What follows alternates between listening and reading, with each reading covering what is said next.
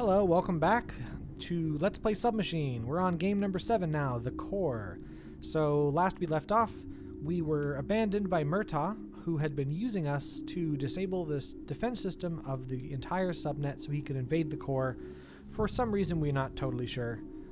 But now that we've done that for him, we've escaped and we're trying to find Elizabeth, who will, I guess, guide us to our next destination. So we start with a pretty neat sort of intro effect. And here we are.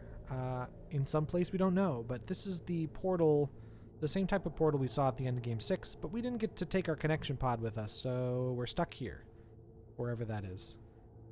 So let's look around. Really all we can do. Over this way we have some kind of device here. That doesn't do anything, but it looks like something needs to go in here.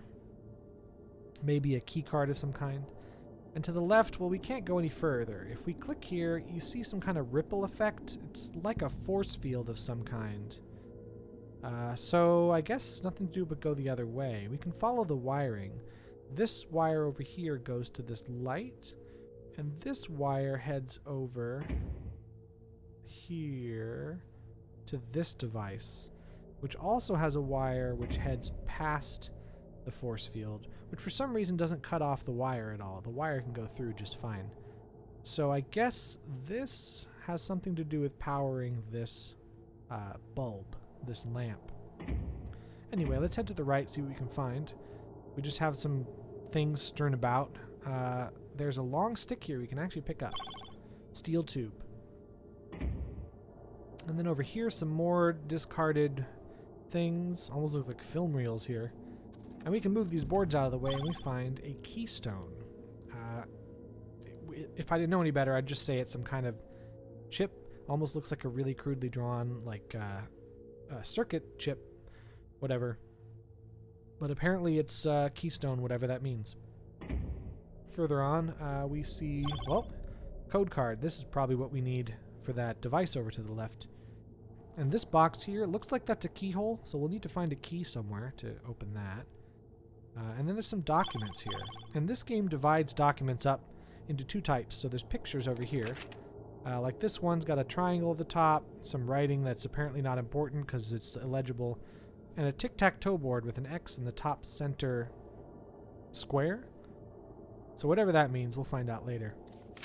And then the documents themselves, this is the written stuff.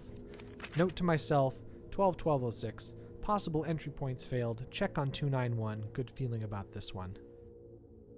So the number 291 is probably in reference to the teleporters we used in the lab and the route, the 4th and 5th games that Murtaugh developed to get around the subnet quickly. So looks like he's checking for areas to do something, entry point. Possibly he's looking for places to breach the core, and he's got a good feeling about 291.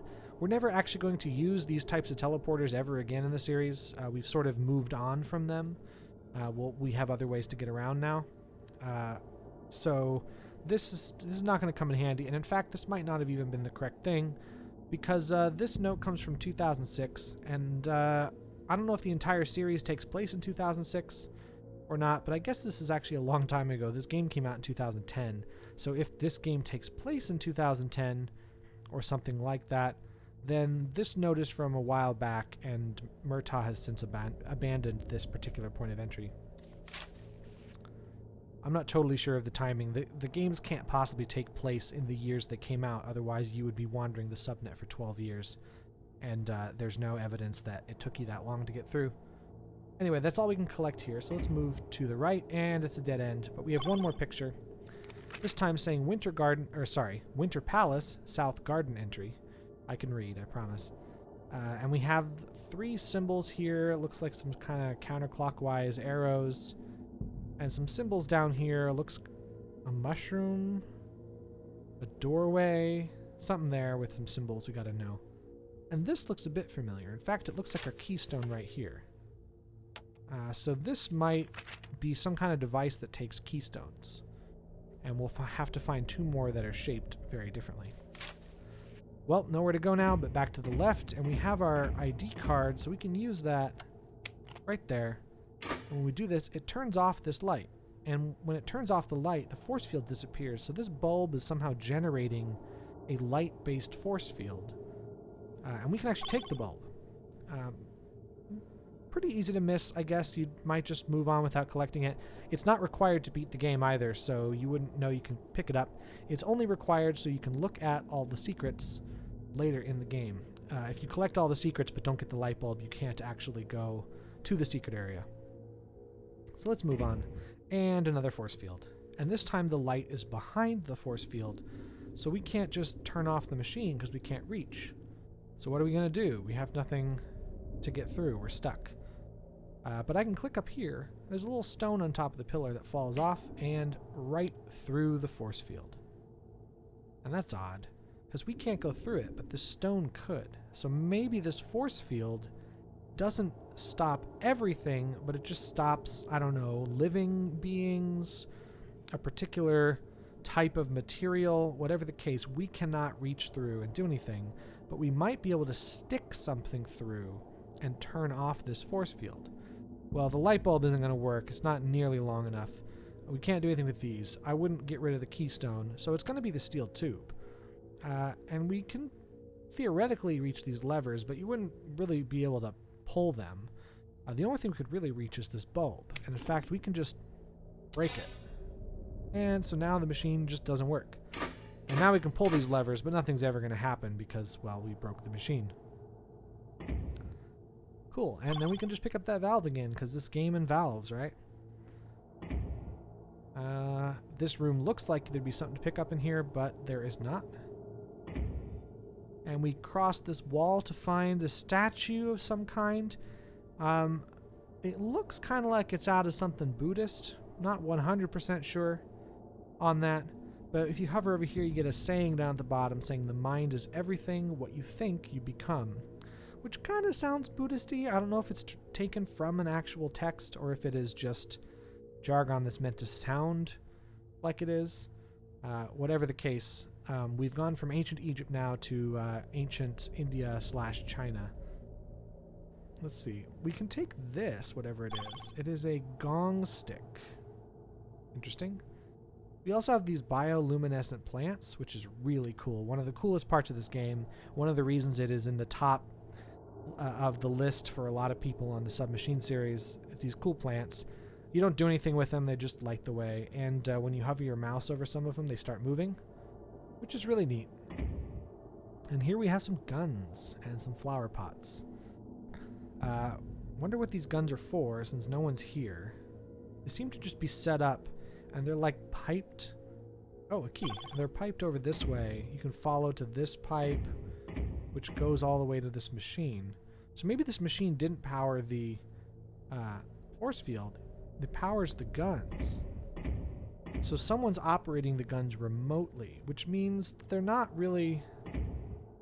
Yeah, you're not supposed to use them here. You're supposed to hang out in the back and use them as defense?